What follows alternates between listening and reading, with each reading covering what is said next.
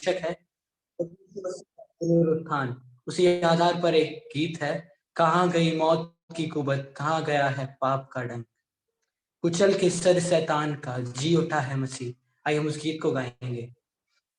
कहाँ गई मौत की कुबत, कहाँ गया है पाप का डंक, कुचल के सर शैतान का, जी उठा है मसीह। गाओ खुशी से यार, मनाओ खुशी से यार, मनाओ यीशु का पुनरुत्थान। गाओ खुशी से यार, गाओ खुशी से यार, मनाओ खुशी से यार, मनाओ यीशु का पुनरुत्थान। गाओ खुशी से यार। दो चोरों के बीच में यीशु को क्रूस पर लटकाया, एक ने यीशु को दुत्कारा, दूसरे ने विश्वास से विनती की, आएगा जब करने रात, मुझे भी करना प्रभु तू याद। यीशु ने उससे किया ये वादा, रहेगा तू फिर रोज में आ। गाओ खुशी से यार, मनाओ खुशी से यार, मनाओ यीशु का पुनरुत्थान। गाओ खुशी से यार, गाओ खुशी से यार, मनाओ खुशी से यार, मनाओ यीशु का पुनरुत्थान। गाओ खुशी से यार। पीलातुस उसके कहने पर कब्र पे पहरा बिठाया था, मोहरों में साम्राज्य का और काफिला सिपाहियों का। अब हुए हताश सिपाही, टूट गए वो मोहर, तीसरे दिन कुबत से जी उठा है मसीह। गाओ खुशी से यार, मनाओ खुशी से यार, मनाओ यीशु का पुनरुत्थान। गाओ खुशी से यार, गाओ खुशी से यार, मनाओ खुशी से यार, मनाओ यीशु का पुनरुत्थान। गाओ खुशी से यार। पाप में हम थे फंसे हुए, मौत का साया था सिर पे, यीशु पे ईमान लाने से मेरी है मुक्ति पापों से। अब नहीं है डर शैतान का, प्रभु जग में आया है। मौत का अब जोर नहीं, अनंत जीवन पाया है। पाप में हम थे फंसे हुए, मौत का साया था सर पे, यीशु पे ईमान लाने से मिली है मुक्ति पापों से। अब नहीं है डर शैतान का, प्रभु जग में आया है। मौत का अब जोर नहीं, अनंत जीवन पाया है। गाओ खुशी से यार, मनाओ खुशी से यार, मनाओ यीशु का पुनरुत्थान। गाओ खुशी से यार, गाओ खुशी से यार, मनाओ खुशी से यार, मनाओ यीशु का पुनरुत्थान। गाओ खुशी से यार। परमेश्वर की धन्यवाद देते हैं एक अच्छा गाने के लिए। थैंक यू सिद्धू एंड मुस्कान। वचन में जाने से पहले आप सबकी उत्साह के लिए मैं इस मार्कुस रचित सुसमाचार का एक छोटी सी कहानी सुनाना चाहता हूँ। जब मैं सोच रहा था, प्रभु ने इस मार्कुस अध्ययन को एक अलग अलग तरीका से लेकर गया। वास्तव में इस अध्ययन का स्थानिक कलीसिया मथुरा में और मथुरा के लिए शुरुआत हुई थी, और वो लॉकडाउन पहले, लॉकडाउन में मीन्स कोरोना से पहले फिजिकली जब वो इकट्ठा होते थे, कलीसिया में ये अध्ययन शुरुआत हुई थी। उसके बाद ओके, स्टार्टिंग जो समय है 3 अगस्त को 2019 में शुरुआत हुई थी। उसके बाद लॉकडाउन के बाद कोरोना की वजह से फिजिकली कलीसिया इकट्ठा नहीं हो पाई, और उसके बाद सोच रहे थे, प्रभु ने एक मौका दिया जूम के माध्यम के द्वारा हम मिलकर, उस समय भी कलीसियाई मथुरा कलीसियाई मिलकर इस अध्ययन को करते थे। उस समय प्रभु ने वैसे एक मौका दिया। उसके बाद प्रभु की अनुग्रह था, ऐसा कोई सोचा भी नहीं था।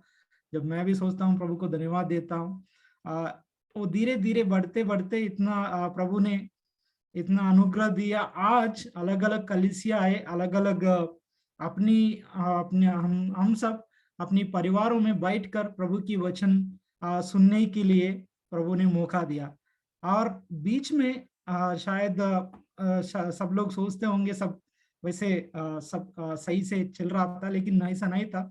बीच में प्रभु की दास शामिल थॉमस की और उनकी परिवार की तबीयत या हेल्थ सही नहीं थी, उसकी बीच में बहुत इश्यूज आए थे। फिर भी प्रभु ने इतना सहायता किया, और अलग अलग दासों के द्वारा इस अध्ययन को, प्रभु की वचन को और आगे बढ़ाने के प्रभु ने मौका दिया। इस बात को लेकर प्रभु को दासों के लिए, उन दासों के लिए और उन सेवा के लिए प्रभु को धन्यवाद देते हैं। और प्रभु हम सबको कोरोना टाइम में भी हम सबको कभी खाली नहीं छोड़ा। हर शुक्रवार शाम को हम सब मिलकर प्रभु को वचन को सुनने का मौका दिया। इस बात को लेकर प्रभु को धन्यवाद देते हैं। और आप सभी अपनी कीमती समय निकालकर इस अध्ययन में रेगुलरली जुड़े हैं, और हम आशा करते हैं इस अध्ययन के द्वारा हम सब आत्मिक आशीष पाए हैं। और इस अध्ययन के लिए और आप सभी की प्रार्थना के लिए और प्रयास के लिए धन्यवाद। और एक प्रार्थना की विषय में शेयर करके आगे बढ़ना चाहता हूँ। इस उत्तर प्रदेश की सेवा के लिए और सारे सेवकों के लिए प्रार्थना करें, प्रभु अपनी दासों को तैयार करे और सेवा को बढ़ाए। प्रभु के नाम की स्तुति हो। आइए अभी हम आगे बढ़ते हैं। अभी समय होगा प्रभु की वचन सुनने का। और आज का जो विषय हम जब जैसे देखा है, पुनरुत्थान के बाद यीशु मसीह का प्रकटीकरण, इस विषय को लेकर प्रभु के दास के द्वारा हम आज की विषय सुनते हैं। Over to the speaker.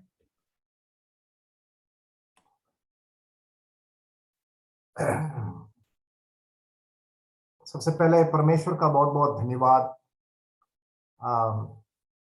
कि परमेश्वर ने हमें यहाँ तक पहुंचाया,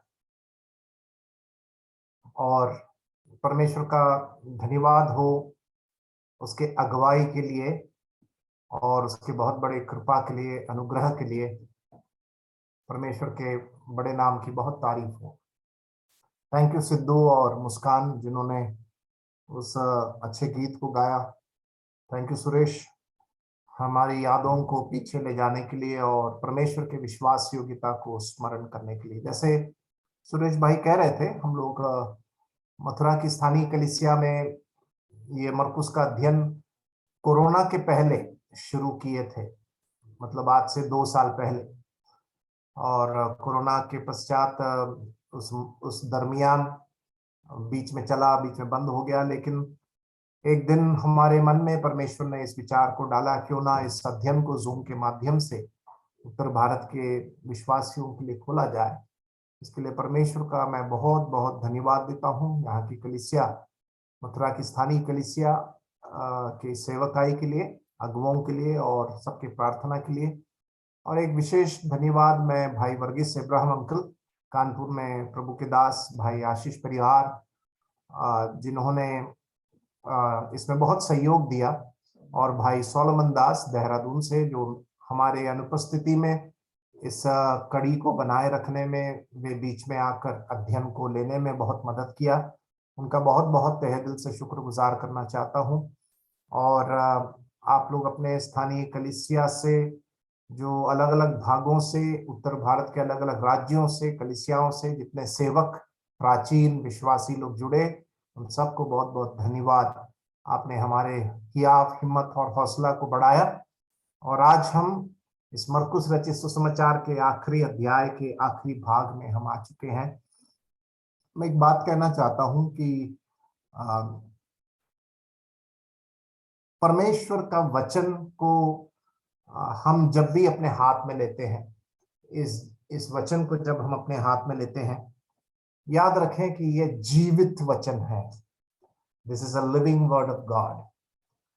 और जब हमारे हाथ में परमेश्वर का वचन जो जीवित है, और वो जीवित वचन है, और जो बात करता है, जो हमसे बात करता है, व्यक्तिगत रूप से बात करता है, ये एक बहुत बड़ी बात है। इस बात को समझिएगा कि हमारे हाथों में परमेश्वर ने जीवित वचन दिया है, और जीवित वचन की सेवा करना एक बहुत बड़ी सौभाग्य है। और ये वचन सत्य है, इसमें गलती बिल्कुल नहीं है, कोई विरोधाभास नहीं है। और ये वचन हमें उत्साहित करता है, आशा देता है, आनंद देता है, विश्वास को बढ़ाता है। ये वचन हमें आत्मिक परिपक्वता की ओर बढ़ाता है। ये वचन हमारे पापों को दिखाता है। ये वचन हमें काटता है। ये वचन हमें काटता है, दो धारे तलवार से भी चोखा है, जो हमारे पापों को दिखाकर हमें तोड़ता है। ये बात सही है, हमारे पापों को दिखाकर हमें तोड़ता है, लेकिन जो पश्चाताप करता है वो उसको प्रभु जोड़ता भी है। ये वचन तोड़ता भी है, ये वचन जोड़ता भी है। ये वचन वापस आनंद के उस अवस्था में लाता भी है, प्रभु के साथ संबंध में वो फिर पुनः स्थापित करता भी है। इस वचन की खासियत है। और इस वचन को पढ़ते जाइए मेरे प्यारे भाइयों बहनों, इसको पढ़ें, समझे, अध्ययन करिए और इसका आनंद उठाएं।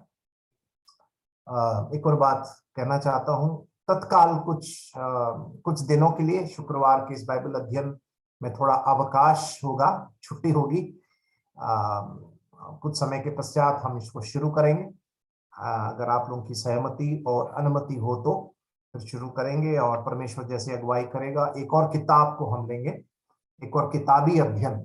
आपको मैं एक बात बताना चाहता हूं, हम जब किताबी अध्ययन को करते हैं, बुक स्टडी करने से फायदे बहुत है, और बुक स्टडी करने से बहुत गहन अध्ययन होता है, संदर्भीय अध्ययन होता है, और हम एक उस किताब के मुख्य विषय में अच्छी पकड़ बना पाते हैं।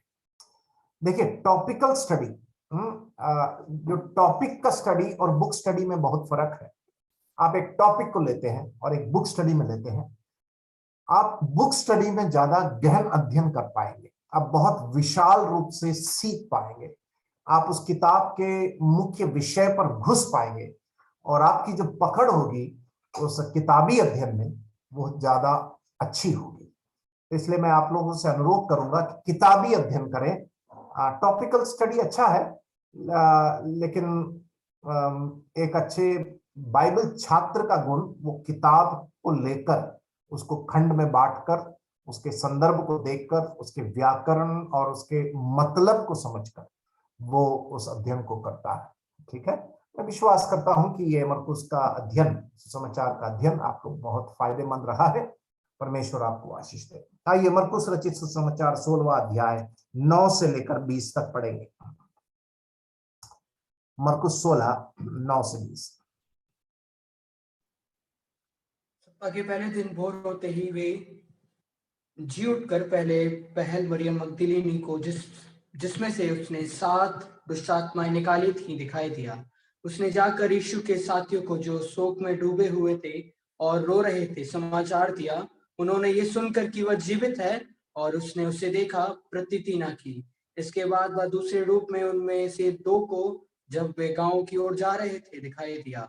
उन्होंने भी जाकर दूसरे को समाचार दिया, परंतु उन्होंने उनकी भी प्रतीति न की। पीछे वह उन 11 को भी जब वे भोजन करने बैठे थे दिखाई दिया और उनके अविश्वास और मन की कठोरता पर उलाना दिया, क्योंकि जिन्होंने उसके जी उठने के बाद उसे देखा था, इन्होंने उनकी प्रतीति ना की थी। और उसने उनसे कहा, तुम सारी जगत में जाकर सारी सृष्टि के लोगों को सुसमाचार प्रचार करो। जो विश्वास करे और बपतिस्मा ले उसी का उद्धार होगा, परंतु जो विश्वास न करे वह दोषी ठहराया जाएगा। विश्वास करने वालों में ये चिन्ह होंगे कि वे मेरे नाम से दुष्ट आत्माओं को निकालेंगे, नई नई भाषा बोलेंगे, सांपों को उठा लेंगे, और यदि वे प्राणनाशक वस्तु भी पी जाएं तो भी उनकी कुछ हानि न होगी। वे बीमारों पर हाथ रखेंगे और वे चंगे हो जाएंगे। प्रभु यीशु उनसे बात करने के बाद स्वर्ग पर उठा लिया गया और परमेश्वर की दाहिनी ओर बैठ गया, और उन्होंने निकलकर हर जगह प्रचार किया और प्रभु उनके साथ काम करता रहा और उन चिन्हों के द्वारा जब साथ साथ होते थे वचन को दृढ़ करता रहा। आमीन।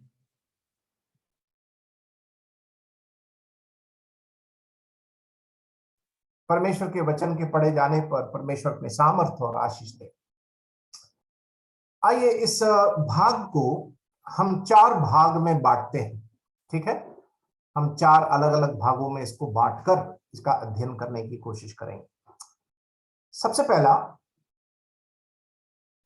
यीशु मसीह के पुनरुत्थान के बाद यीशु मसीह का प्रकटीकरण, यीशु मसीह दिखाई दिए, यीशु मसीह प्रकट हुए, यह है विषय 9 से लेकर 20 तक।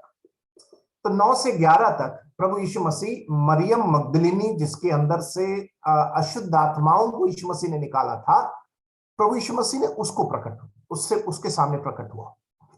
12 और 13 इमेज के रास्ते में जो चेले जा रहे थे, जिसका विस्तारित रूप से हम लूका रचित सुसमाचार 24 का 13 से 27 हम पढ़ते हैं। प्रभु यीशु मसीह इमेज के रास्ते जाने वाले उन शिष्यों को प्रकट हुए। 12 और 13, 14 से लेकर 18वीं आयत तक प्रभु यीशु मसीह ने जो श्रेष्ठ आज्ञा दिया, ठीक है, प्रभु यीशु मसीह ने श्रेष्ठ आज्ञा दिया कि जाओ, सुसमाचार को प्रचार करो, शिष्य बनाओ, बपतिस्मा दो।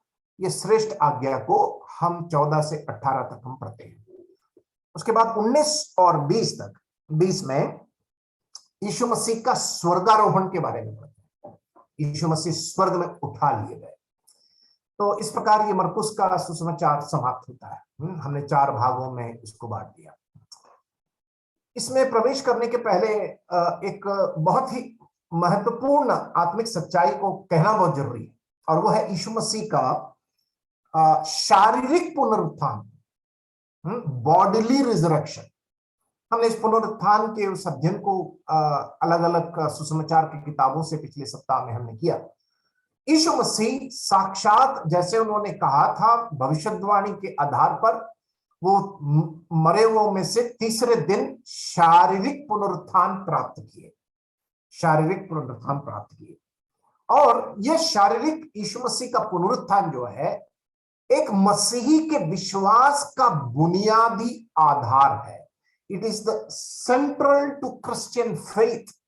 ध्यान से सुनिएगा, एक सच्चा मसीह के लिए, जिसने यीशु मसीह पर विश्वास किया, जिसने सत्य को जाना, सत्य से आजाद हुआ, जिसने उस सत्य की खोज कर कर यीशु मसीह तक पहुंचा, उस विश्वासी के लिए यीशु मसीह का पुनरुत्थान मतलब उसका विश्वास का एकदम बुनियादी आधार है। यीशु मसीह पुनरुत्थान प्राप्त नहीं किया तो हमारा विश्वास व्यर्थ है। पौलुस ने कुरिन्थियों की पत्री, पहले कुरिन्थी में हम 15वें अध्याय में हम उसको पढ़ते हैं। और इसलिए हमारे जीवन में यह पुनरुत्थान आशा को उत्पन्न करता है, क्योंकि जैसे प्रभु यीशु मसीह मृतकों में से जी उठे, उसके आधार पर हम भी हमारे जीवन में मृत्यु पर्यंत यीशु मसीह जब आएगा, हम भी जो प्रभु में सो गए हैं वे भी जिलाए जाएंगे, जो शेष है वे रूपांतर होंगे। तो ये हमारा आशा का केंद्र बिंदु है, क्या? यीशु मसीह का पुनरुत्थान। और इसलिए एक सच्चे मसीह के लिए उसके निराशा के समय, उसके मृत्यु के उस घड़ी में भी, जब उसको मालूम है कि वो दुनिया छोड़कर जाने वाला है, और उसके परिजनों के लिए ये एक आशा वस्तु है, आशा का बुनियाद है कि प्रभु यीशु मसीह जो तीसरे दिन जी उठा, और उसने कहा कि क्योंकि मैं जीवित हूं इसलिए तुम भी जीवित रहोगे। ये पहली बात है। दूसरी बात, यीशु मसीह पुनरुत्थान के पश्चात 40 दिन तक इस संसार में थे। उस 40 दिन में वे केवल शिष्यों को और विश्वासियों के सामने प्रकट हुए। इस बात को समझना बहुत जरूरी है। यीशु मसीह अविश्वासियों के सामने प्रकट नहीं हुए, केवल शिष्यों को और उस पर जो उन्होंने विश्वास किया उनके सामने प्रकट हुए। कुछ घटनाओं को हम अब देखने जा रहे हैं मरकुस 16वें अध्याय में आने के पहले, क्योंकि ये हमें जानना बहुत जरूरी है यीशु मसीह किसको किसको प्रकट हुए। पहली बात हमने देखा, मरियम मगदलिनी को प्रकट हुए।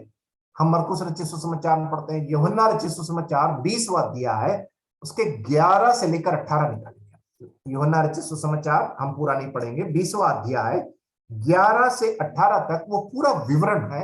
यीशु मसीह ने मरियम मगदलिनी से दुष्टात्मा को जिसमें से निकाला, यीशु मसीह उसको प्रकट हुए। 11वीं आयत, परंतु मरियम रोती हुई कब्र के पास ही बाहर खड़ी रही और रोते रोते कब्र की ओर झुककर, इस स्त्री की लालसा को देखिए, कब्र के पास रो रही है यीशु मसीह के लिए। तब क्या हुआ, 12वीं आयत, 2 स्वर्गदूतों को उज्जवल कपड़े पहने हुए, एक को सिरहाने और दूसरे को पैताने बैठे देखा जहां यीशु की लोथ पड़ी थी। उन्होंने उससे कहा, हे नारी तू क्यों रोती है? उसने उससे कहा, वे मेरे प्रभु को उठा ले गए और मैं नहीं जानती कि उसे कहां रखा है। यह कहकर वह पीछे फिरी और यीशु को खड़े हो देखा और ना पहचाना कि यीशु है। यीशु मसीह के प्रति ललक, यीशु मसीह के प्रति उत्साह, एक जज्बा, एक जोश, उसको देखने की चाहत, ये मरियम मगदलिनी के लिए। और यहां पर आप आश्चर्यचकित होंगे 14वीं आयत में, यह कहकर वह पीछे फिरी और यीशु खड़ा था वह, और लिखा है और ना पहचाना कि वह यीशु है। आपने कभी सोचा है ऐसा क्यों है, जो इतना ललक रही है देखने के लिए, यीशु मसीह को क्यों नहीं पहचाने? यीशु मसीह उस समय पुनरुत्थान प्राप्त करने के पश्चात एक महिमित शारीरिक अवस्था में थे, ग्लोरिफाइड बॉडी।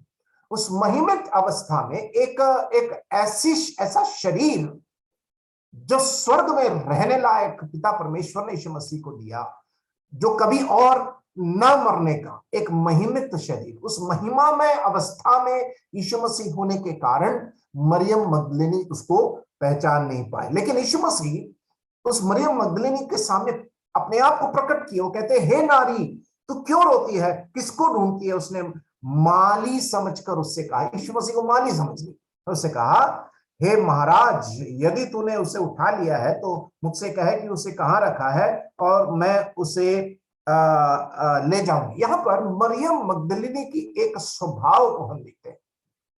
सबसे पहला ललक देखते हैं, चाहत देखते हैं, उत्साह देखते हैं, और यीशु मसीह को पकड़ लेने के लिए या मिलने के लिए इसकी ललक देखते हैं, पहली बात। दूसरी बात, इस मरियम मगदलिनी का एक अच्छी स्वभाव हम देखते हैं, सही बात के लिए एक जबरदस्ती करने का स्वभाव। हम लोग सब गलत बात में जबरदस्ती करते हैं,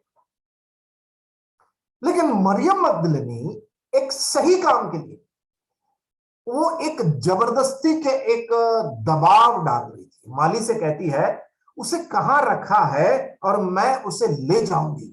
यीशु मसीह को साथ लेकर जाने की चाहत, कहां रखा है बता, मैं लेकर जाऊंगी उसे, अपने साथ लेकर जाऊंगी। सही काम के लिए जबरदस्ती, सही काम के लिए उत्साह, सही काम के लिए ललक, उसकी चाहत को देखिए।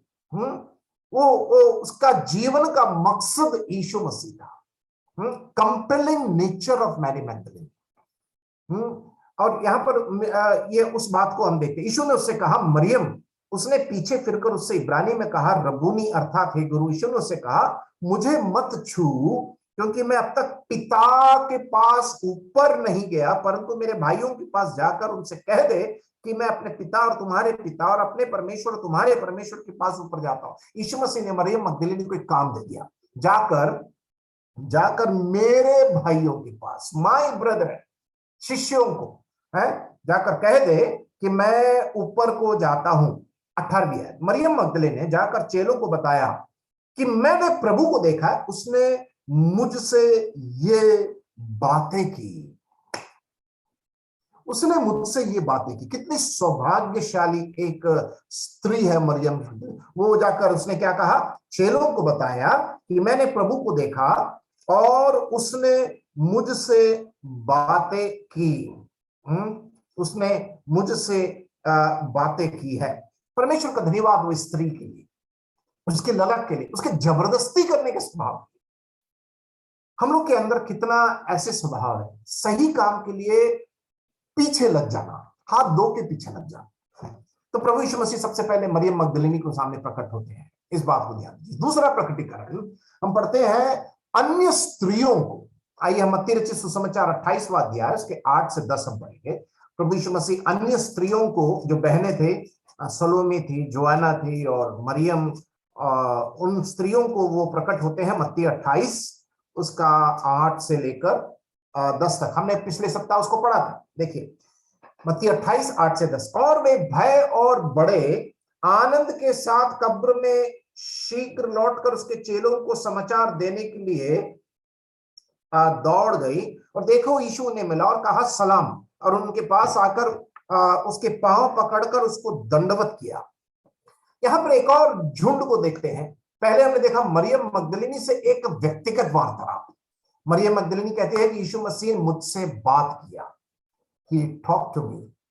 यहां पर एक और झुंड को देखते हैं, बहनों की झुंड है। उन्होंने क्या किया, यीशु उन्हें मिला और कहा सलाम, सलाम, और उन्होंने पास आकर उसके पांव पकड़कर उसको दंडवत किया। यहां पर आराधना करने वाली कुछ बहनों को हम देखते हैं। यीशु से मुलाकात करने वाली एक बहन, आराधना करने वाली बहन। तब यीशु ने उनसे कहा मत डरो, मेरे भाइयों से जाकर कहो कि गलील को चले, वहां मुझे देखेंगे। यीशु मसीह बार बार इस बात को कह रहे थे। उनकी चाहत थी शिष्यों से मिलने के लिए। 3.5 साल उनके साथ उठना बैठना, सिखाना, गाना और चलते फिरना यीशु मसीह उनके साथ किया। यीशु मसीह बार बार इन बहनों को बोल रहे हैं मेरे भाइयों को जाके बता दो। यीशु मसीह की चिंता उनके शिष्यों के प्रति थी। वो कहां चले गए, डर के मारे कमरे के अंदर बंद पड़े हैं, और देखो यहां पर बहनें बाहर घूम रहे हैं यीशु मसीह से मुलाकात करने के लिए। यह दूसरा प्रकटीकरण है अन्य बहनों के साथ। तीसरा प्रकटीकरण पतरस को प्रकट हुआ, साक्षात पतरस को प्रकट होते हैं। लूका 24 को निकालिए और उसका 34 लिया। लूका 24, कितना सौभाग्यशाली पतरस, जहां पर इमेज के रास्ते की घटना के पश्चात लूका 24 उसका 34, लूका 24 उसका 34 एकदम स्पष्ट लिखा हुआ है। He appeared to Peter। 34 वे कहते थे प्रभु सचमुच जी उठा है, सचमुच जी उठा है और शमौन को दिखाई दिया है।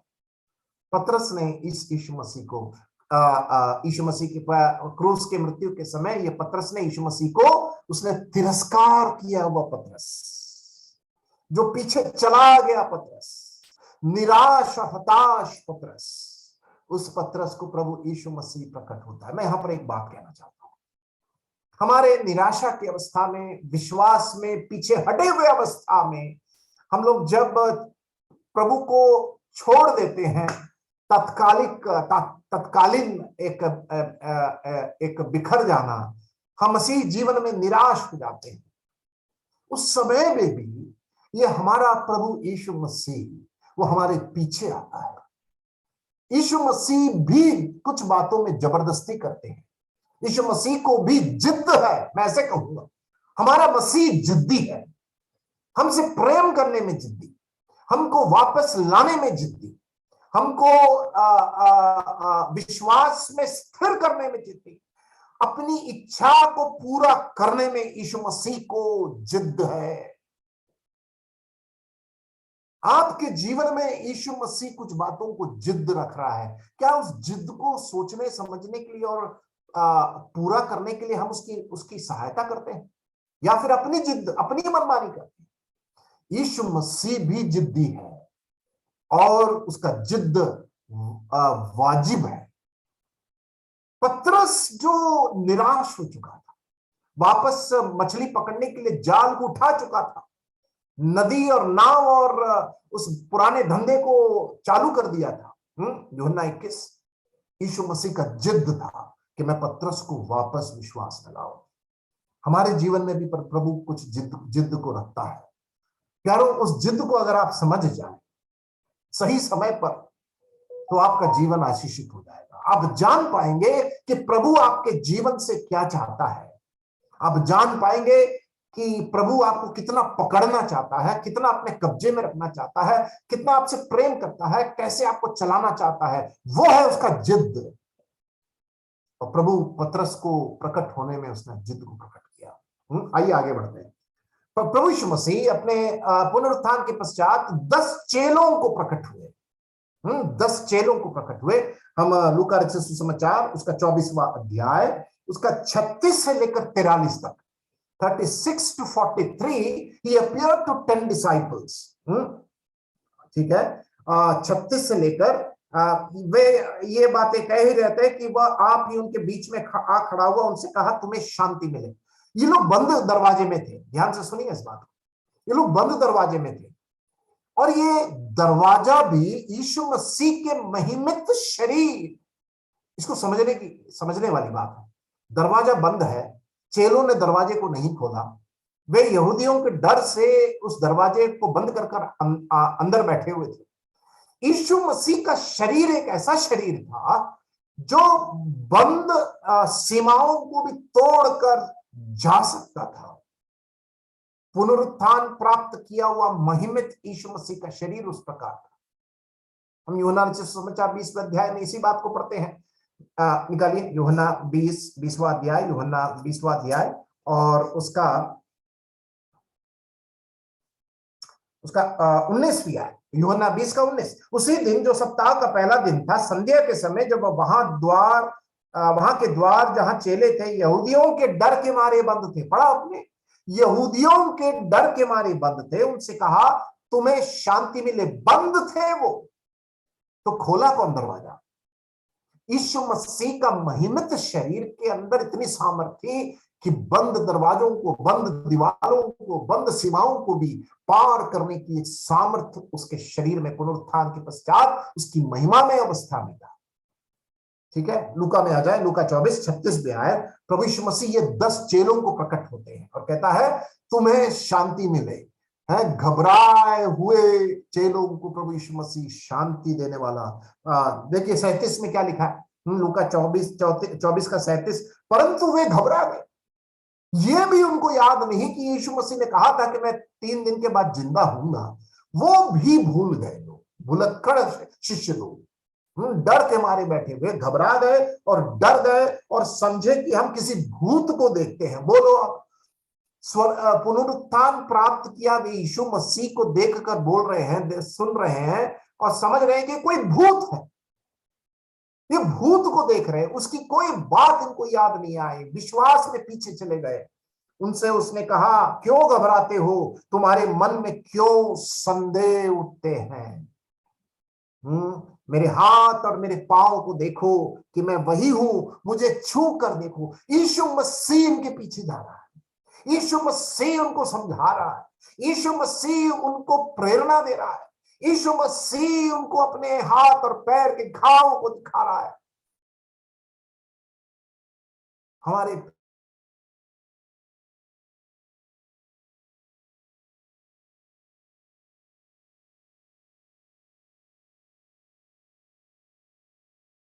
प्रमाण को दिखा रहा है। तुम लोग संदेह क्यों करते हो?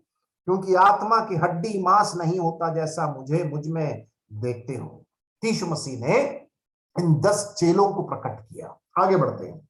उसके बाद यीशु मसीह इन 10 के साथ एक व्यक्ति नहीं था। कौन था? थोमा नहीं था। ठीक है, थोमा कहां चला गया था? क्या पता कहां चला गया। अब यीशु मसीह सोचा अरे 10 को तो मैं प्रकट हो गया, थोमा नहीं मिला, चलो थोमा के साथ अब प्रकट होते हैं। थोमा से थोड़ा ज्यादा बात करना है, क्योंकि थोमा थोड़ा क्या है कि शक्की आदमी है, प्रमाण के बिना विश्वास नहीं करता। मेरा नाम भी वही है, ठीक है।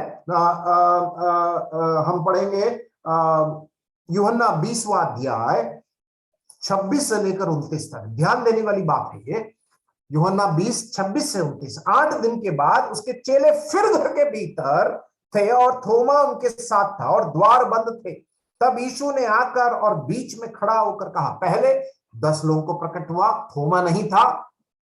8 दिन के बाद यीशु मसीह बोला, अरे थोमा तो नहीं मिला। 12 में से एक तो चला गया, कौन? यहूदा इस्करियोती लटक के मर गया, पछताया नहीं। बचे कितना? 11 में से प्रभु यीशु मसीह ने पहला प्रकटीकरण 10 को किया है, फिर थोमा नहीं था, फिर थोमा के साथ 11 को प्रकट हुआ, ठीक है। 26 से पढ़ते हैं। तब यीशु ने आकर और बीच में खड़ा होकर कहा, तुम्हें शांति मिले। तब उसने थोमा से कहा, अपनी उंगली यहां लाकर मेरे हाथों को देख और अपना हाथ लाकर मेरे पंजर में डाल, और अविश्वासी नहीं परंतु विश्वासी हो। एक बात मैं कहना चाहता हूं, यीशु मसीह के पुनरुत्थान के पश्चात ये 11 के 11 चेले तो विश्वास में पीछे चले गए, ठीक है, लेकिन परंतु 2 लोगों के साथ प्रभु यीशु मसीह खास प्रकटीकरण किया। कौन थे 2? हम क्या पढ़ते हैं? ये पतरस और एक थोमा। यीशु मसीह के सामने बहुत बड़ी चुनौती थी। और ये थोमा कौन है? ये थोमा भारत देश में प्रभु यीशु मसीह का चेला, इस भारत देश में सुसमाचार को लेके आया हुआ थोमा है। ये अंधकार में पड़े हुए इस भारत देश में उस प्रकाशमान ज्योतिर्मय सुसमाचार को लेकर आया हुआ थोमा, जिसने यीशु मसीह के हाथों में उस किलों के दाग को देखा, उसके पंजर, उसने हाथ डालकर यीशु मसीह ने कहा, थोमा तू अपने उंगलियों को डालकर देख, मैं यीशु मसीह हूं। तब उसने थोमा से कहा, अपनी उंगली 27वीं आयत यहां लाकर मेरे हाथों को देख और अपना हाथ लाकर मेरे पंजर में डाल, और अपना और अविश्वासी नहीं परंतु विश्वासी हो। 28वीं आयत देखो, पढ़िए। यह सुन थोमा ने उत्तर दिया कि हे मेरे प्रभु, हे मेरे परमेश्वर। पिछड़ गया थोमा, शक्की थोमा, अविश्वासी थोमा। उसको प्रभु यीशु मसीह ने विश्वास में स्थिर किया। उसके मुंह से अंगीकार के शब्द निकले, हे मेरे प्रभु, हे मेरे परमेश्वर। यीशु ने उससे कहा, तूने तो मुझे देखकर विश्वास किया, धन्य है वे जिन्होंने बिना देखे विश्वास किया। थोमा का उस धन्य अवस्था, यीशु मसीह को देखा उसने पुनरुत्थान के पश्चात। आइए आगे बढ़ते हैं। उसके बाद लूका रचित सुसमाचार 24 में आ जाइए। यीशु मसीह का स्वर्गारोहण हो रहा है 50वीं आयत से लेकर 53वीं आयत। लूका 24:50 से लेकर 53। तब वह उन्हें बेथनिया तक बाहर ले गया और अपने हाथ उठाकर उन्हें आशीष दी। बहुत ही एक धन्य अवस्था है। और उन्हें आशीष देते हुए उनसे अलग हो गया और स्वर्ग पर उठा लिया गया। उन्हें आशीष देते हुए वह उनसे अलग हो गया और स्वर्ग पर उठा लिया गया, और वे उसको दंडवत करके बड़े आनंद से यरूशलेम को लौट गए और लगातार मंदिर में उपस्थित होकर परमेश्वर की स्तुति क्रिया करते थे। यीशु मसीह के स्वर्गारोहण के समय यीशु मसीह प्रकट होते हैं। शिष्यों के सामने हम पढ़ते हैं प्रेरितों के काम पहले अध्याय में, यीशु मसीह का स्वर्गारोहण 50 दिन के पश्चात वे स्वर्गारोहण हो जाते हैं, ठीक है। अगला उसके बाद लूका 24 का 13 से लेकर 35। 24 लूका 24 में आ जाए, 13 से लेकर 35वीं आयत तक इमेस में रास्ते में 2 लोग जा रहे थे। फिर ये 2 लोग आपस में बात कर रहे थे। बड़ी मजे की बात है, ये पढ़ने लायक एक कहानी है। और ये 13 से लेकर 35 इमेज के रास्ते की घटना है। सब नहीं पढ़ेंगे टाइम की कमी के कारण। हम पढ़ेंगे 14वीं आयत। और वे इन सब बातों पर जो हुई थी आपस में बातचीत करते जा रहे थे। ये 2 चेले बातचीत करते जा रहे थे, ठीक है। और जब वे आपस में बातचीत और पूछताछ कर रहे थे तो यीशु आप पास आकर उनके साथ हो लिया। पहली बात, इमेज के रास्ते में यीशु मसीह साथ आकर उनके साथ हो लिया। प्रभु यीशु मसीह कितना हमारे साथ रहना पसंद करते हैं, हमारे अंदर, हमारे लिए है, हमारे द्वारा।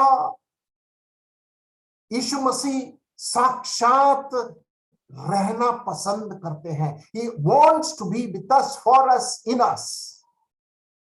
उनके साथ हो गया।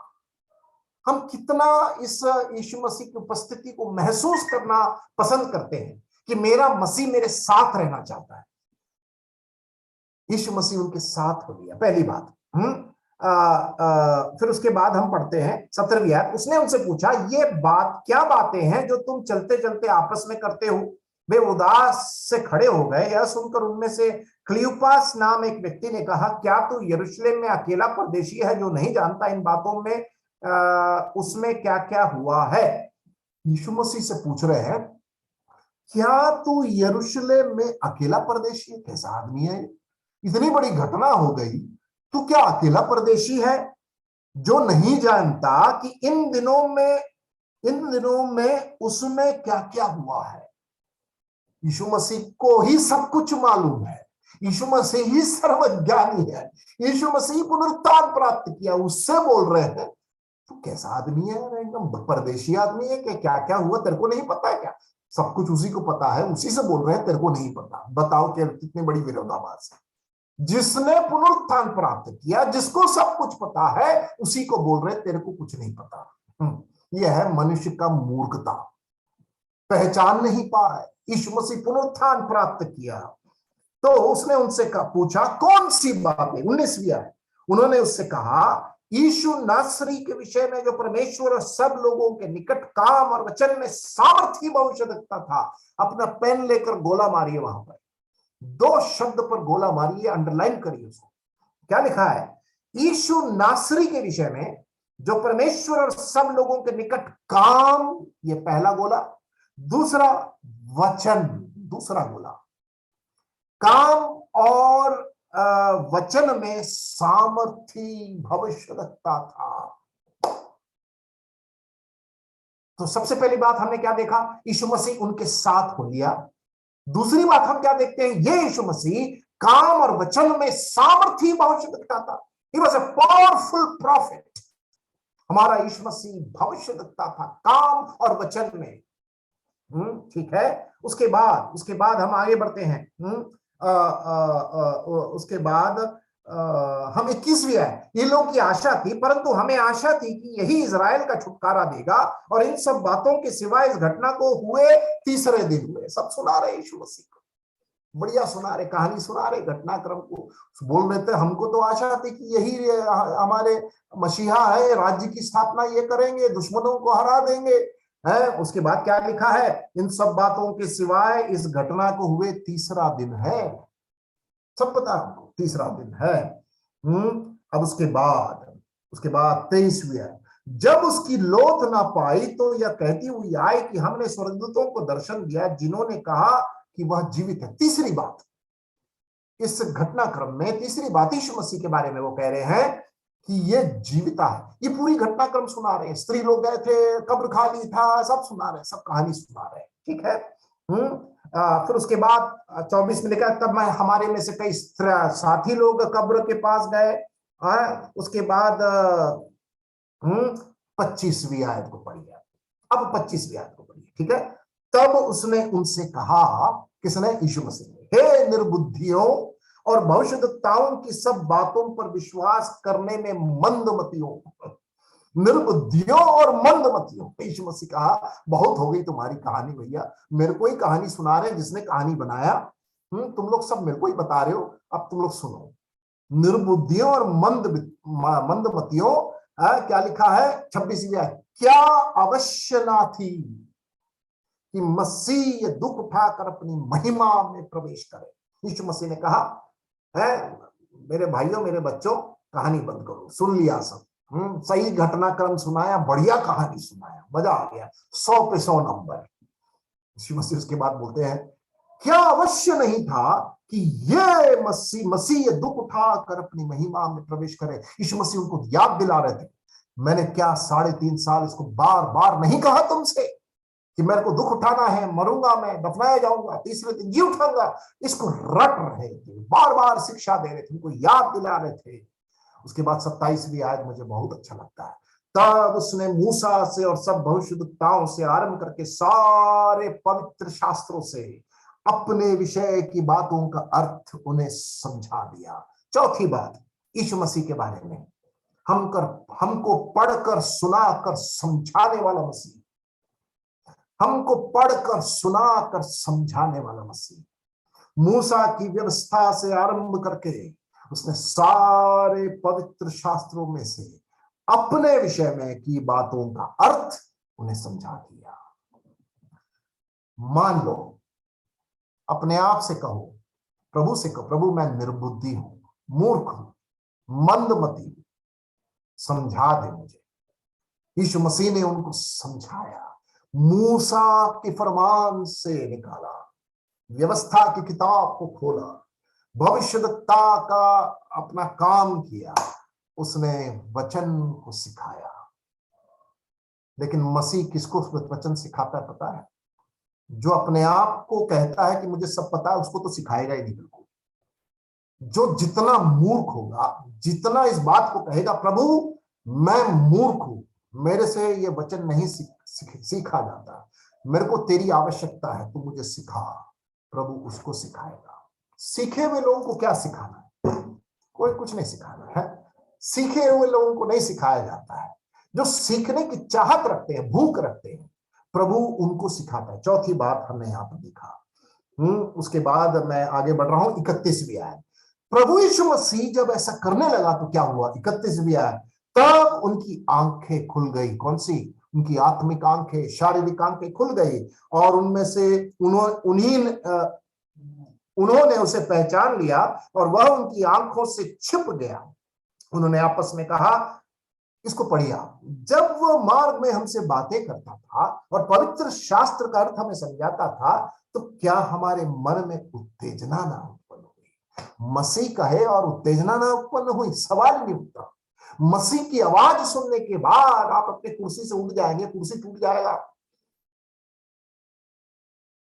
आपके उत्साह, आपके जोश, प्यारो, उस मसीह की वाणी सुनकर ये लोगों ने क्या कहा? क्या हमसे जब वो मार्ग में बात कर रहा था तो क्या हमारे मन में उत्तेजना ना उत्पन्न हुई? मैं इसीलिए शुरुआत में क्या कहा, ये बाइबल जीवित वचन है। ये वचन उत्तेजना देने वाला वचन है, मूर्खों को बुद्धिमान बनाने वाला वचन, हमारे प्राणों को बहाल करने वाला वचन, हमारे आंखों में ज्योति लाने वाला वचन, हमारे हृदय में आनंद लाने वाला वचन, दोधारी तलवार से भी चोखा काटने वाला वचन, कायल करने वाला वचन, और ये वचन हमें वापस आनंदमय अवस्था में लाने वाला वचन। ये इमेज के रास्ते में जाने वाले दो लोगों की गवाही सुनिए। उसके बाद की घटना आप पढ़ सकते हैं। प्यारो, क्या यीशु मसीह का वचन आपको उत्साहित करता है? Does the word of God delight you? और परमेश्वर का वचन का प्रचार किया जाना एक बहुत आनंदमय एक बात है। It's always a delight to preach the word and listen the word. परमेश्वर के नाम की स्तुति हो। मैं आगे बढ़ना चाहता हूं। उसके बाद गलील में अगला प्रकटीकरण, गलील में मत्ती 28 उसका 16 से लेकर 20 तक। मत्ती 28 उसका 16 से लेकर 20 तक। अगला प्रकटीकरण मत्ती 28 उसका 16 से लेकर 20वीं आयत तक। और 11 चेले गलील में उस पहाड़ पर गए जिसे यीशु ने उन्हें बताया था, और उन्होंने उसके दर्शन पाकर उसे प्रणाम किया, पर किसी किसी को संदेह हुआ। यीशु ने उनके पास आकर कहा कि स्वर्ग और पृथ्वी का सारा अधिकार मुझे दिया गया। गलील में वो उनको प्रकट होता है, और इसी भाग को यूहन्ना 21 उसका 1 से लेकर 24 तक पढ़ते हैं। तो यीशु मसीह ने कहा था कि मैं पुनरुत्थान के बाद गलील में मिलूंगा, है ना? ठीक है। तो वहां पर ये चेले मछली पकड़ रहे थे, वहां पर यीशु मसीह यूहन्ना 21वें अध्याय में उस रात उन्होंने कुछ नहीं पकड़ा, यीशु मसीह उनको वहां पर प्रकट हुए। अगला पहला कुरिन्थी निकालते हैं, 15 अध्याय। पिछले हफ्ता हमने निकाला था पहला कुरिन्थी 15 अध्याय उसकी 6वीं आयत। पहला कुरिन्थी उसका 15वां अध्याय उसका 6वीं आयत। वहां पर 500 लोगों को यीशु मसीह प्रकट होते हैं, अपीयरेंस टू 500 पीपल। पहला कुरिन्थी उसका 15वां अध्याय उसकी 6वीं आयत। फिर 500 से अधिक भाइयों को एक साथ दिखाई दिया, भाइयों को, विश्वासियों को दिखाई दिया, जिनमें से बहुतेरे अब तक वर्तमान है पर कितने सो गए हैं। प्रभु यीशु मसीह 500 लोगों को प्रकट हुआ। उसके बाद पहला कुरिन्ती 15:7, उसका नीचे वाला वचन, फिर याकूब को दिखाई दिया। फिर याकूब को दिखाई दिया। फिर उसके बाद क्या पढ़ते हैं, तब सब प्रेरितों को दिखाई दिया, to James and the apostles, Yakub और प्रेरितों को यीशु मसीह दिखाई दिया। और अंतिम जो बहुत ही अद्भुत और अनोखा प्रकटीकरण, वो कौन सा है? प्रेरितों के काम उसका 9वां अध्याय, दमिश्क में के रास्ते शौल को प्रकट हुआ। इसलिए मैंने कहा अद्भुत और बहुत ही अद्भुत प्रकटीकरण था उसका। प्रेरितों के काम 9वां अध्याय, उसका 1 से लेकर 6 तक। प्रेरितों के काम 9वां अध्याय, उसके 1 से लेकर 6 तक। 3री आयत, परंतु चलते चलते जब वह दमिश्क के निकट पहुंचा तो एक आकाश से उसके चारों ओर ज्योति चमकी और वह भूमि पर गिर पड़ा और यह शब्द सुना कि हे शाऊल तू मुझे क्यों सताता है? उसने पूछा, हे प्रभु तू कौन है? उससे कहा, मैं यीशु हूं जिसे तू सताता है, परंतु अब उठकर नगर में जा और जो तुझे करना है वह तुझसे कहा जाएगा। दमिश्क के रास्ते एक अद्भुत और बहुत ही सुपरनैचुरल रेवलेशन है, अलौकिक प्रकटीकरण, वेरी सुपरनैचुरल, जो प्रभु यीशु मसीह साक्षात शारीरिक रूप से प्रकट नहीं हुए, लेकिन स्वर्ग में से इस दमिश्क के रास्ते शाऊल को प्रकट हुए हैं। ठीक है, और ये सारे प्रकटीकरण यरूशलेम के इर्द गिर्द में होता है।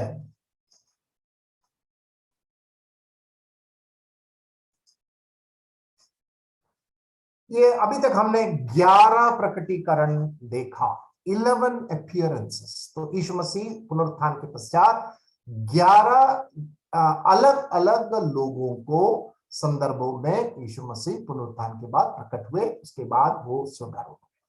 ठीक है, ध्यान दीजिए, 2 बातें याद करना है। पहला, यीशु मसीह केवल विश्वासियों को प्रकट हुए। दूसरा, चेलों को प्रकट हुए, प्रेरितों को प्रकट हुए, बहनों को प्रकट हुए। दूसरा, यीशु मसीह 11 अलग अलग घटनाक्रमों में यीशु मसीह प्रकट हुए थे। उसमें से एक बहुत ही अद्भुत और अलौकिक प्रकटीकरण है, वो है शाऊल अर्थात पौलुस, जिसका दूसरा नाम पौलुस है, और दमिश्क के रास्ते प्रकट हुआ। अब आते हैं मरकुस 16। अब ज्यादा कुछ कहना नहीं है, क्योंकि जितनी बातें हमें पढ़ना था इस विषय पर, सारे बातों को हमने कवर कर लिया। अब मरकुस में आते हैं। मरकुस रचित सुसमाचार 16वां अध्याय, तो 9 और 10 मरियम मगदलिनी को प्रकट होते हैं। अब मरियम मगदलिनी क्या करती है? जाकर सबके साथियों को जो शोक में डूबे हुए थे, मरकुस 16 का 10 पढ़िए। यीशु मसीह के चेले जो शोक में डूबे हुए थे और रो रहे थे, समाचार दिया। ठीक है, और उन्होंने यह सुनकर कि वह जीवित है, उसने उसे देखा, प्रतीति ना की। अविश्वासी लोग यीशु मसीह के बारे में, साक्षात एक स्त्री, एक बहन आकर बोल रही है कि वो जी उठा है, उन्होंने प्रतीति ना की। अविश्वास का भी हद हो गया, भूल गए, सब शिक्षा भूल गए, यीशु मसीह से पीछे चले गए, विश्वास से भटक गए, वे प्रतीति ना की। उसके बाद 12 और 13 में इमेस के रास्ते में जब प्रकट, इसके बाद वह दूसरे रूप में उनमें से 2 को जब वे गांव की ओर जा रहे थे दिखाई दिया। हमने लूका 24 से इसको विस्तारित रूप से अध्ययन किया। उन्होंने भी जाकर औरों को समाचार दिया, परंतु उन्होंने उनकी प्रतीति ना की। लोग जिसको भी बोल रहे हैं, कोई विश्वास नहीं कर रहा है। लेकिन आज किसी को बोल दे है, कोई बाबा है मरने के बाद तीसरे दिन जी उठेगा। हमारे मिश्रा जी घटना कहते हैं हमेशा, कानपुर के आसपास कोई गांव में एक बाबा ने दावा किया, अपने आप को उसने गड्ढे में गाड़ दिया। सुनो इसको, अपने आप को उसने गड्ढे में गाड़ दिया, सर का केवल ऊपर था। ठीक है, और उसने दावा किया कि जैसा ईसा मसीह 3 दिन के बाद जी उठा, मैं भी इस गड्ढे से जी उठूंगा। ठीक है, तो खबर फैल गई कि बाबा एकदम मट्टी में डूबे हुए हैं, साधु कुछ था वो। और सोचो, उस जिले के डिस्ट्रिक्ट मजिस्ट्रेट लोग आ गए, डिस्ट्रिक्ट मजिस्ट्रेट और पुलिस वाले सब आते तक बाबा मर चुका था। लेकिन आश्चर्य की बात क्या है, ऐसे इंसान और ऐसे बाबा की बात सुनने के लिए भीड़ और अखबार वाले और प्रेस वाले खबर छापने के लिए लगे हुए हैं। एक एक इंसान की बात को विश्वास कर मूर्ख लोग देखने के लिए आए हैं कि बाबा जी उठेगा। और यहां पर देखो, यीशु मसीह जिसने दावा किया कि मैं ही पुनरुत्थान और जीवन हूं, जिसने कहा कि मैं मरने के लिए जा रहा हूं, जिसको मालूम था कि वो मरेगा और जिसको मालूम था कि वो पुनरुत्थान प्राप्त करेगा, उसकी बात सुनने के लिए किसी को भी परवाह नहीं थी, कोई प्रतीति नहीं किया।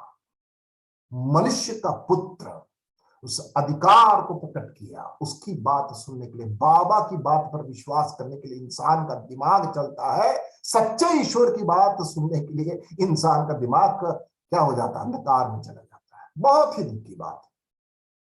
आज का इंसान को आप आराम से बेवकूफ बना सकते हैं। मैं तो कहता हूं कि आपके शहर में सबसे बड़ा चौराहे में चले जाइए आप, और जहां पर बहुत भीड़ लगती है, एक टांग में खड़े हो जाइए धोती कुर्ता पहनकर और सफेद दाढ़ी बनाकर। एक टांग में खड़े हो जाइए आप 12 घंटे के बाद आप एक ईश्वर बन जाएंगे। लोग साक्षात प्रणाम करेंगे, भैया एक और अवतार आ गया, एक और आ गया, इसकी पूजा करो। ऐसे लोग हैं, समझ रहे मेरी बात को। लेकिन सत्य ईश्वर, जिसने सत्य का दावा किया, जिसने अपनी मृत्यु का भविष्यवाणी दी, पुनरुत्थान किया, उसकी बात नहीं मानेंगे। कोई ऐरा गैरा व्यक्ति का बात मान लेंगे, उसके पीछे चले जाएंगे, पैसा लुटवा लेंगे, कुछ भी नहीं मिलेगा, और फिर से धोखा खाने के बाद भी फिर से दूसरे धोखे के लिए पीछे जाएंगे। चेले प्रतीति ना की, बहनों की बात पर उन्होंने कान नहीं लगाई। आगे बढ़ते हैं, 14 से लेकर 18 तक यीशु मसीह श्रेष्ठ आज्ञा देते हैं। पीछे वह उन 11 को भी जब वे भोजन करने बैठे थे दिखाई दिया, और उनके अविश्वास और मन की कठोरता, अंडरलाइन करो उसको, चेलों के अविश्वास और मन की कठोरता पर उलाहना दिया उसने। यीशु मसीह जहां पर तीर मारना था वहां तीर मार रहे हैं। उनके अविश्वास और मन की कठोरता पर उलाहना दिया, क्योंकि जिन्होंने उसके जी उठने के बाद उसे देखा था, इन्होंने उसकी प्रतीति ना की थी। जी उठने के बाद उसे देखा था, उसकी प्रतीति ना की थी। और उसने उससे कहा, तुम सारे जगत में जाकर सारी सृष्टि के लोगों को सुसमाचार का प्रचार करो। बहुत ही भयंकर बात है।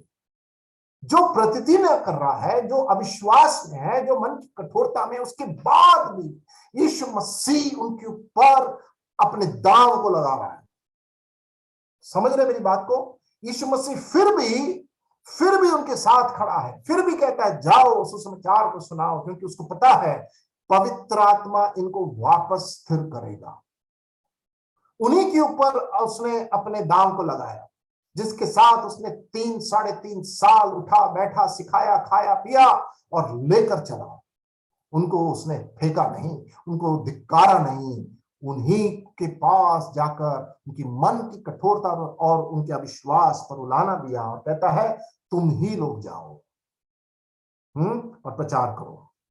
ठीक है, 16 दिया है, जो विश्वास करे और बपतिस्मा ले उसी का उद्धार होगा। अब आप सोचेंगे उद्धार पाने के लिए बपतिस्मा जरूरी है। ध्यान से सुनिए, वहां पर कैसा लिखा हुआ है। बाइबल में कहीं भी यह शिक्षा नहीं दी जाती है। पिछले सप्ताह आशीष भाई ने उसको विस्तारित रूप से समझाया था। बपतिस्मा से उद्धार होता है, जैसे कई कलीसियाओं में शिक्षा दी जाती है, वो झूठी शिक्षा है। ठीक है, बपतिस्मा उद्धार पाया हुआ व्यक्ति जो है, यीशु मसीह की आज्ञा है, इसलिए बपतिस्मा लेता है। बपतिस्मा यीशु मसीह के मृत्यु, गाड़े जाने और पुनरुत्थान की पहचान है। It is identification. ठीक है, तो यहां पर लिखा है जो विश्वास करे। इसमें एक सत्य निकल कर आता है, वो यह है विश्वास करने वाला व्यक्ति अर्थात उद्धार पाए व्यक्ति को बपतिस्मा लेना जरूरी है। यह है इसका एक्चुअल मतलब। विश्वास करे उसी का उद्धार होगा, मतलब जो विश्वास करेगा उसी को। लेकिन कैसे पता चलेगा?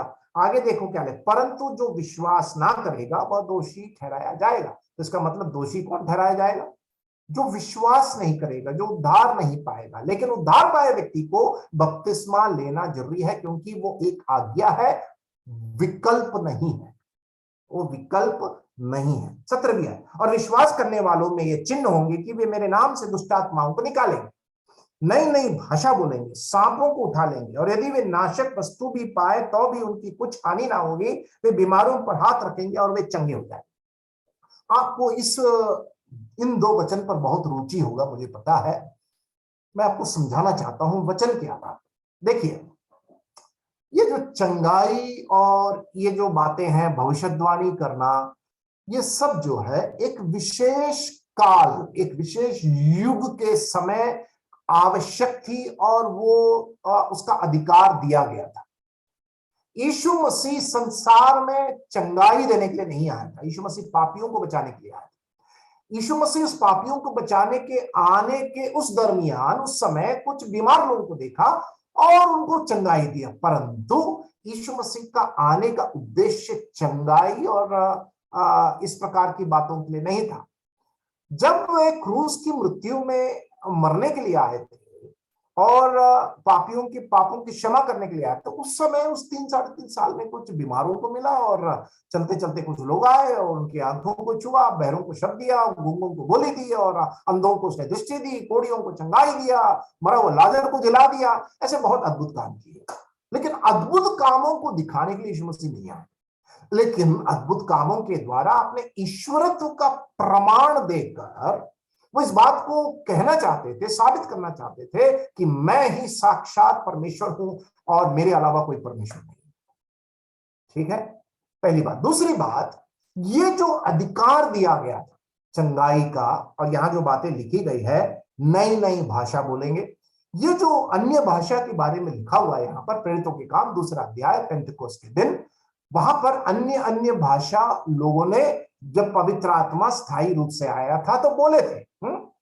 वहां पर प्रेरितों के काम 2 अध्याय में लिखा हुआ अन्य भाषा। लेकिन आप ध्यान दीजिए, पेंतिकोस्त में दिन में यरूशलेम में फसह के उस समय पवित्र आत्मा जब उतरा उन लोगों के ऊपर, वे अन्य अन्य भाषा बोले, परंतु वे भाषा समझ में आने वाली भाषा थी। वो भाषाओं का नाम वहां पर लिखा हुआ है, प्रेरितों के काम 2 अध्याय। समय नहीं है मेरे पास वहां पर जाने की, आप उसको पढ़ लीजिए।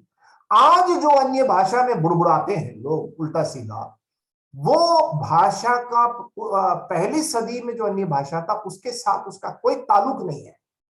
इस बात को समझिएगा। आप ध्यान दीजिए, इन दिनों में जो लोग बुड़बुड़ाते हैं ये अन्य भाषा, वो कुछ भी बना के मंत्र है, एक प्रकार का मंत्र है।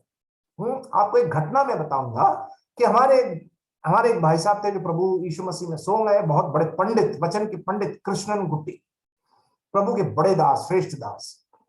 वो एक विदेश यात्रा में गए थे, इसको सुनिए आप। और उन्होंने मेरे घर में बैठकर इस घटना को उन्होंने वर्णन किया। तो एक विदेश यात्रा में गए, विदेश यात्रा के समय एक घर में खाना खाने के लिए गए थे। ठीक है, आप इस घटना को सुनकर दंग रह जाएंगे। मैं जब 1991 की घटना है, जब वो मेरे घर में आए थे और खाना खाने बैठे थे, मैंने एक सवाल पूछा और उन्होंने समझाया। एक घर में खाना खाने बैठे वो, और खाना खाने बैठे तो वहां के भाई साहब जो हमारे कलीसिया के थे, उन्होंने टेप रिकॉर्ड को दबाया। 1991 में टेप रिकॉर्ड होता था। उन्होंने टेप रिकॉर्ड को दबाया और बोला, अंकल जी ये भाषा को जरा सुनिए और मुझे बताइए ये क्या है। तो ये भाई साहब कहीं से, ये अन्य भाषा जो कहीं से बोला जा रहा था, वहां से रिकॉर्ड करके लाए और रिकॉर्ड करके अंकल को सुना रहे। करीब 10 मिनट का टेप था। एक सभा में किसी व्यक्ति ने अन्य भाषा बोला और हमारे भाई साहब ने उस अन्य भाषा को रिकॉर्ड कर लिया। रिकॉर्ड करके कृष्णन गुट्टी अंकल को सुना दिए। खत्म हुआ अन्य भाषा और भाई साहब ने बोला, समझाऊं क्या? बोला हाँ समझाइए। और अंकल जी शुरू किए, बोले कि आपने जो अभी मेरे को सुनाया, हाँ आपको पता है वो क्या है? बोला नहीं पता, इसलिए तो आपसे पूछ रहा हूं। ये हमारे भारत में एक मूर्ति देवी, अगर मैं आपको एकदम स्पष्ट कहूं, मूर्ति देवी के सामने जपने वाला एक मंत्र है। सुना आपने?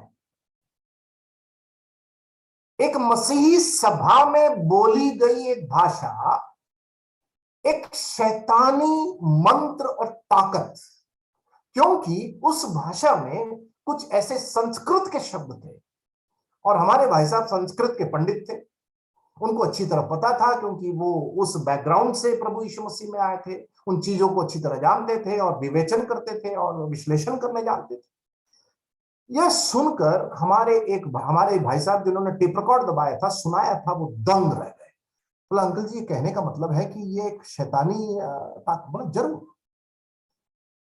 वो वाली घटना, वो स्पेसिफिक घटना उस प्रकार है। तो परमेश्वर के वचन में जो अन्य भाषा पेंतकुस्त के दिन और पहली सदी के कलीसिया के कार्यकाल में कुछ समय के लिए इस्तेमाल जो किया गया था, उसका एक विशेष मकसद था।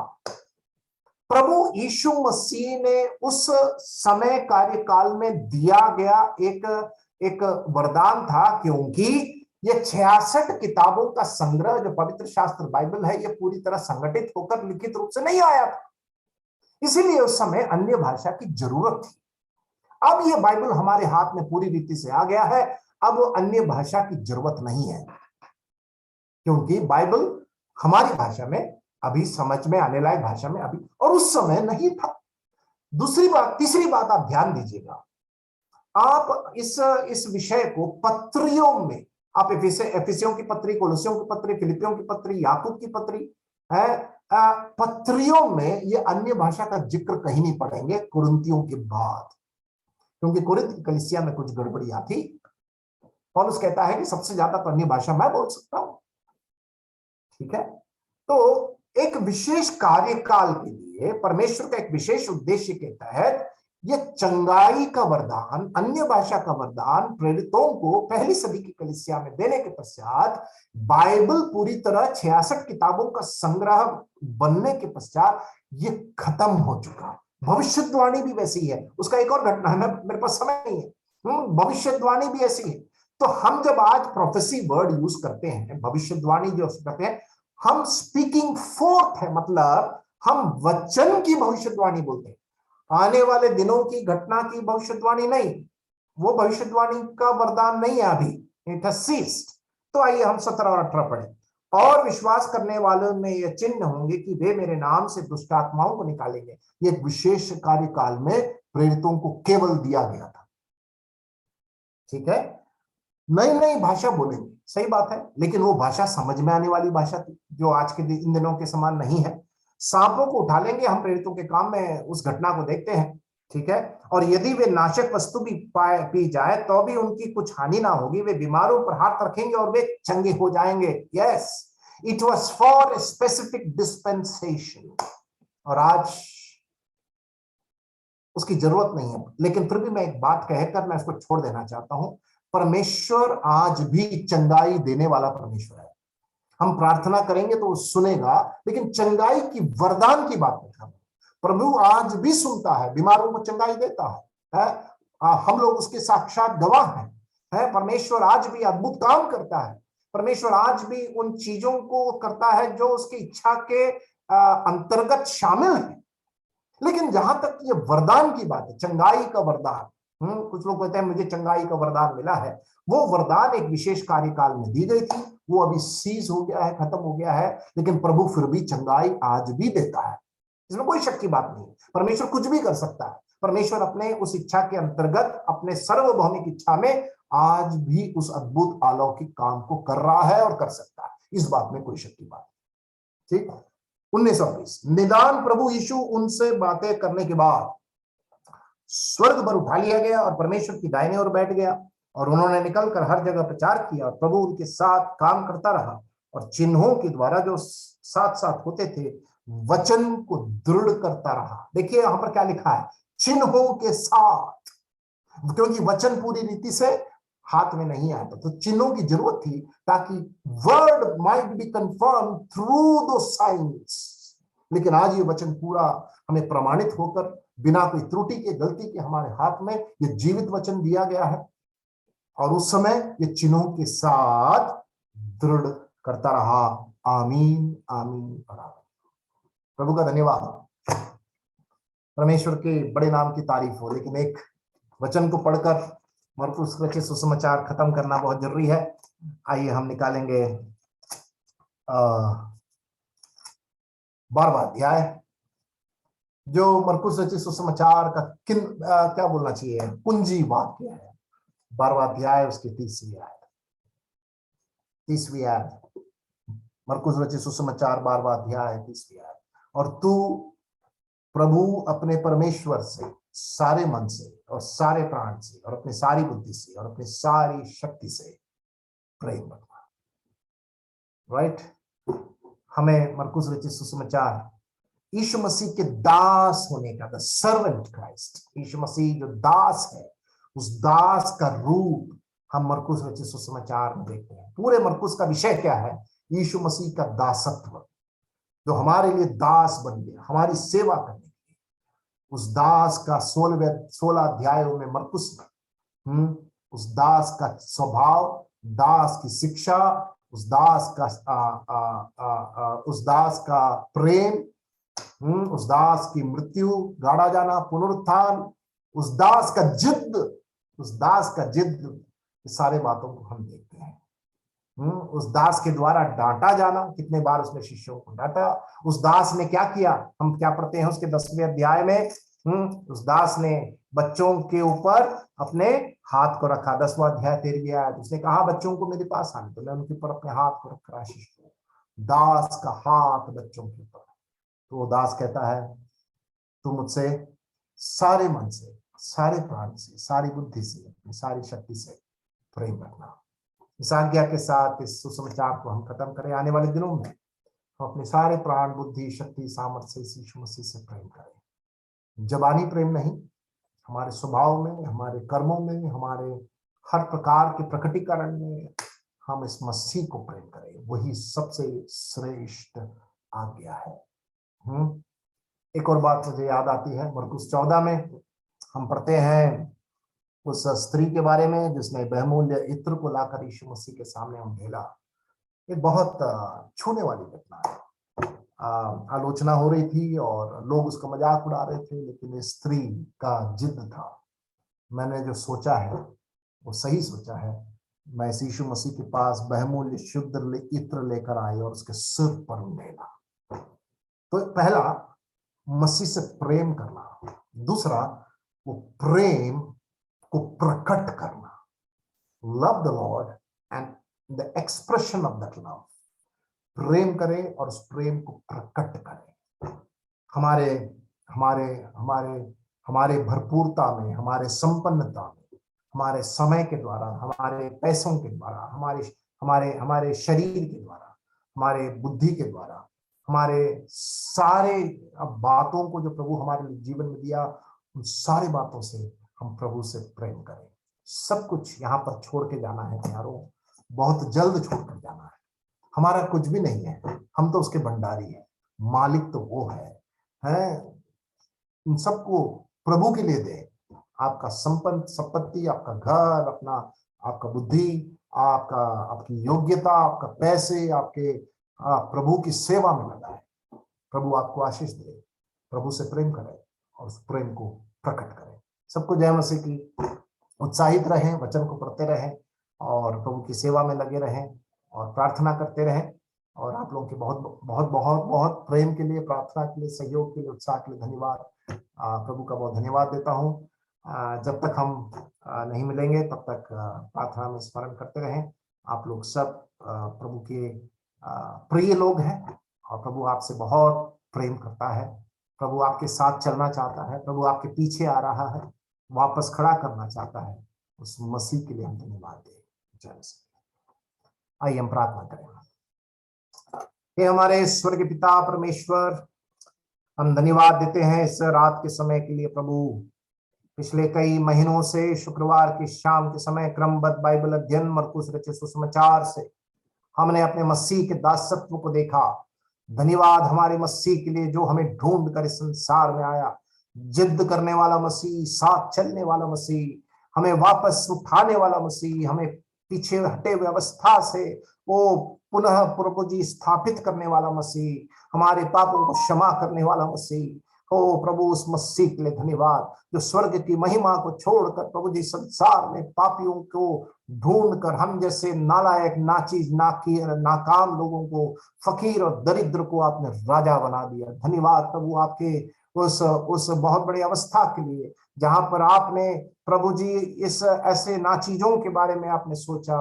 हे प्रभु धन्यवाद, हम तो पाप से प्रेम करने वाले, हमारा मालिक शैतान था, हमारा स्थान नरक था, हमारे कर्म पाप के थे, लेकिन प्रभु जी आपने हमारे अंदर आया, प्रभु जी आपने हमें आकर्षित किया। उस सुसमाचार के लिए धन्यवाद, उस सुसमाचार के सामर्थ्य के लिए धन्यवाद प्रभु जी।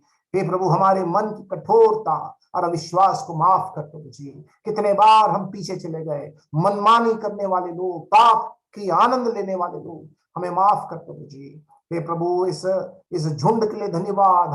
हर शुक्रवार को 6:30 बजे समय पर ये भाई बहन लोग, प्रभु के दास लोग, प्रभु जी वचन को सीखने के तत्परता, प्रभु जी एकदम प्रभु उत्साहित लोग, इनके लिए हम धन्यवाद देते हैं। उत्तर भारत से जुड़े हुए इन सारे विश्वासियों को तेरे हाथ में हम सौंपते हैं, प्रभु के से प्रेम करने के लिए सारी शक्ति और मन से, प्राण से। हे प्रभु जी, उस प्रेम को प्रकट करने वाले विश्वासी उस उत्तर भारत में मजबूत शिष्यों को तैयार करे प्रभु। कुछ लोगों को सेवा के लिए अलग करे प्रभु जी, हमारा अलगाव का जीवन होने के लिए, पवित्रता का जीवन होने के लिए, हे प्रभु तेरे से लिपटे रहने का जीवन होने के लिए, हे प्रभु सहायता करना। हम लोग ये वचन को, जीवित वचन को पढ़ने वाले लोग हो प्रभु, प्रचार करने वाले, इसको जीने वाले लोग हो प्रभु, हम प्रार्थना करते हैं। हे प्रभु, विशेषकर हम इन सारे भाई बहनों के, उनके संघर्ष, उनके समस्याएं, उनको आप अच्छी तरह जानते हैं। कई लोग बीमार हैं, कई लोग आर्थिक तंगी में हैं, बेरोजगार हैं प्रभु जी, कई लोग प्रभु जी अलग अलग समस्याओं से ग्रसित हो सकते हैं प्रभु, उनकी चिंताओं को आप जानते हैं प्रभु, उनके लिए हम प्रार्थना करते हैं। तेरी तसल्ली, तेरी शांति, ओ तेरे आराम को उनको देना प्रभु जी। ऐसा थके हुए और बोझ से दबे हुए लोगों, मेरे पास आओ, मैं तुम्हें विश्राम दूंगा। तूने कहा मुझसे सीखो, मेरा जुआ सहज और हल्का है। आत्मा दे प्रभु जी, तेरे पुनरुत्थान के सामर्थ्य हमें दे, तेरी इच्छा की पहचान को हम समझ पाए।